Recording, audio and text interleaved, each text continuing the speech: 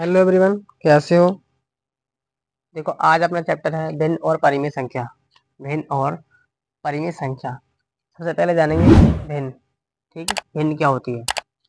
भिन्न देखो, मैं जनरल फॉर्मूले में लिखूं, जनरल फॉर्मूला होता है ये भिन्न x/y। तो यह ऊपर वाली संख्या जो होती है ना, इसे बोलते हैं हम अंश। क्या बोलते हैं इसे? अंश। इसे बोलते हैं हम हर। ऊपर वाली संख्या को बोलते हैं हम अंश, नीचे वाले को बोलते हैं हर। इंग्लिश में बोलते हैं इसे न्यूमरेटर, इसे बोलते हैं डिनोमिनेटर, हर के लिए। ठीक। इसे भिन्न को कहते हैं फ्रैक्शन और परिमेय संख्या को कहते हैं हम रेशनल नंबर। समझ गए। और जैसे कि इसमें एग्जाम्पल समझो, भिन्न होती कैसी है। ऐसे 1/2, 3/8, 2/8, 5/2, इस तरीके से ये सब जो अपॉन में होंगी संख्या, ये हमारी जो होती हैं भिन्न कहलाती हैं। समझ गए। भिन्न कहलाती हैं। ऊपर नंबर को बोलते हैं हम अंश और नीचे वालों को बोलते हैं हम हर। नीचे वाले नंबर को क्या बोलते हैं हम? हर। ऊपर वालों को अंश और नीचे वालों को हर। समझ में आ गई भाई भिन्न कितनी सरल भिन्न है। जो x/y के रूप में होगी वो हमारी भिन्न कहलाएगी। ठीक। अब भिन्न कितने प्रकार की होती हैं? भिन्न के प्रकार। भिन्न के प्रकार। भिन्न कितने प्रकार की होती है? तो भिन्न 3 प्रकार की होती है। सबसे पहले उचित भिन्न। उचित भिन्न। उचित भिन्न की परिभाषा देखोगे तो क्या होती है उचित भिन्न। यहाँ पे लिखना चाहो तो वह भिन्न। वह भिन्न जिसका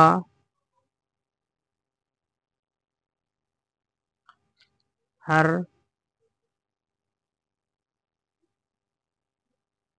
जिसके हर का मान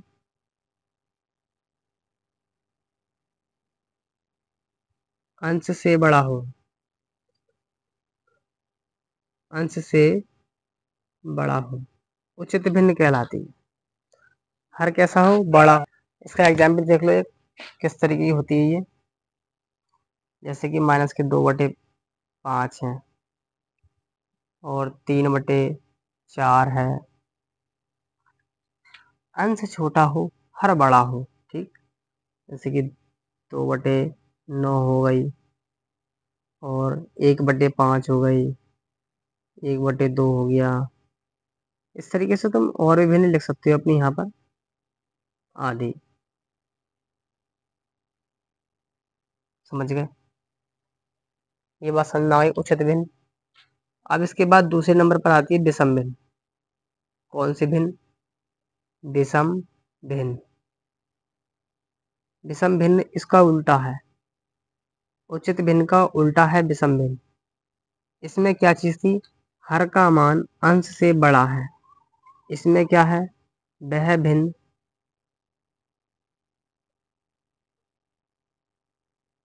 जिसके अंश का मान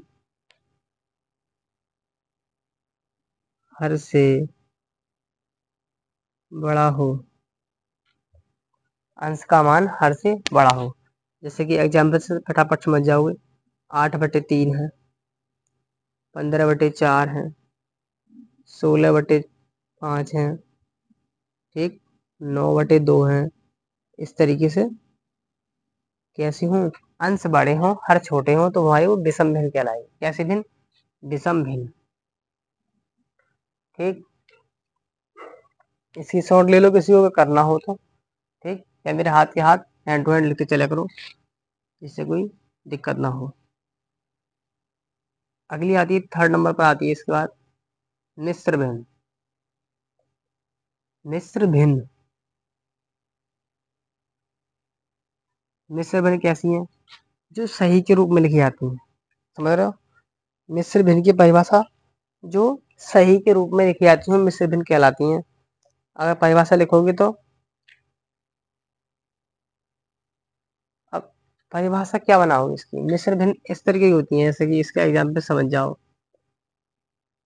2 सही 1/3, 5 सही 2/4, 6 सही 3/2, इस तरीके से ये मिश्र भिन्न होती है। इसमें दो भाग होते हैं, ठीक। इसमें पता नहीं कर सकते हम अंश बड़ा या हर बड़ा, ठीक। तो ये हमारी मिश्र भिन्न होती है, ये हुई हमारी भिन्न। और परिमित संख्या के बारे में मैंने पढ़ाई दिया। परिमित संख्या वे संख्या होती है जो p/q के रूप में लिखी जाती है। ये सब परिमित संख्या है, ये p/q के रूप में लिखी जा रही है, परिमित संख्या है। समझ गए? अब देखो कुछ सवाल हैं जिन्हें आप बताओ इनका क्या आंसर आएगा। लिखता हूँ मैं बोर्ड पर। परिमित संख्याओं का अंश एवं हर ज्ञात करें। परिमित संख्याओं के हमें अंश और हर ज्ञात करने हैं। इन्हीं संख्याओं के अंदर हमसे वो अंश और हर भी ज्ञात कराएगा।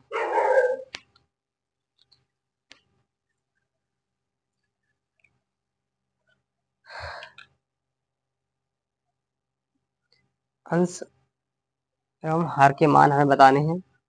अंश और हर के मान हमको बताने हैं। देखो जैसे कि पहला सवाल है इसमें -5/8, इसमें अंश का मान बताना है हमें। बी वाले में हर का मान बताना है हमें 3/7। सी वाले में हमें अंश और हर बताने हैं हमें -17/-89।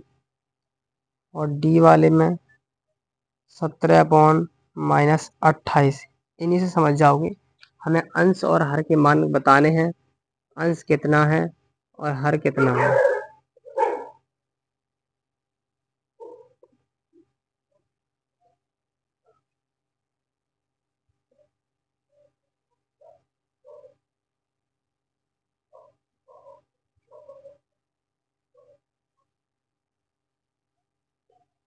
हर एक भिन्न का हमें अंश और हर, देखो अंश मैंने बताया ऊपर वाले भिन्न, वो भिन्न का ऊपर वाला मान अंश कहलाता है, इसमें हो गया -5।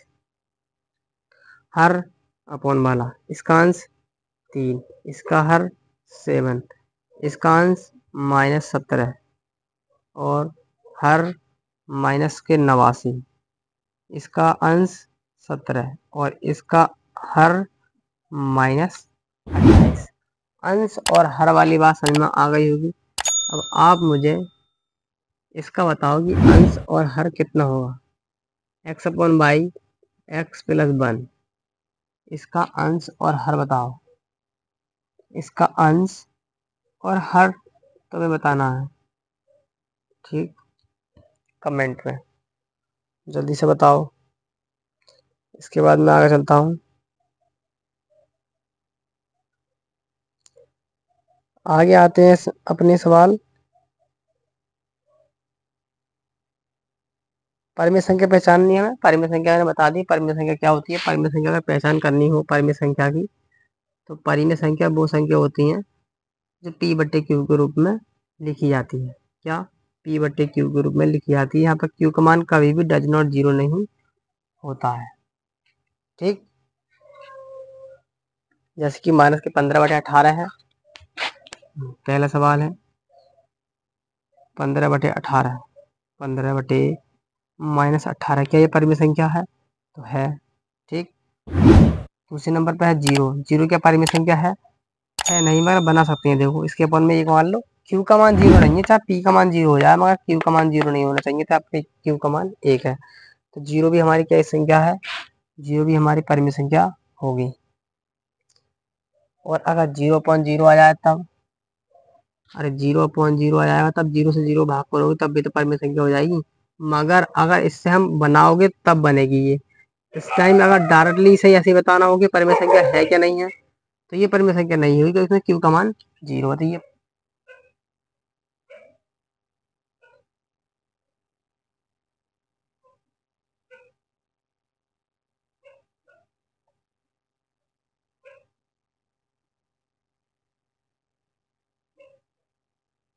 अब देखो परिमेय संख्या 4/0 ये परिमेय संख्या हमारी नहीं है। 0/3 ये हमारी परिमेय संख्या। अगला है सवाल नंबर 6, निम्न प्रत्येक पूर्णांकों को परिमेय संख्या के रूप में लिखिए। हमें परिमेय संख्या के रूप में लिखना है। तो 4 है, इसके बटे में 1 मान लो, परिमेय संख्या बन गई। माइनस के 6 है, इसे परिमेय संख्या बनाना है, 1 मान लो इसके बटे में, परिमेय संख्या हो गई। 0 को नहीं बनाना है परिमेय संख्या, 1 मान लो, 0 हो गया। 51 है, 51 के बटे में 1 मान लो। देखो जरूरी नहीं है तुम 1 मानो, ठीक है, इसमें आप 2 से गुणा भाग कर लो। तो 2 एकम 2 यहाँ पर हो जाएगा। देखो इनके आपस में मल्टीप्लाई करो तो देखो 2 एकम 2 और 2 पंजे 10 और बटे 2, ये परिमेय संख्या बन गई। समझ गए? जरूरी नहीं है तुम 1 से मल्टीप्लाई करोगे, कुछ भी कर लो, हमें तो पी और क्यू के मान दिखाने हैं उसके अंदर, जो निकल के आएगा वो आंसर हो जाएगा। अगला है धनात्मक तथा ऋणात्मक परिमेय संख्या छांटनी है हमें। देखो जिन संख्याओं में भी, अरे धनात्मक और ऋणात्मक में क्या बात है, धनात्मक परिमेय संख्या और ऋणात्मक परिमेय संख्या,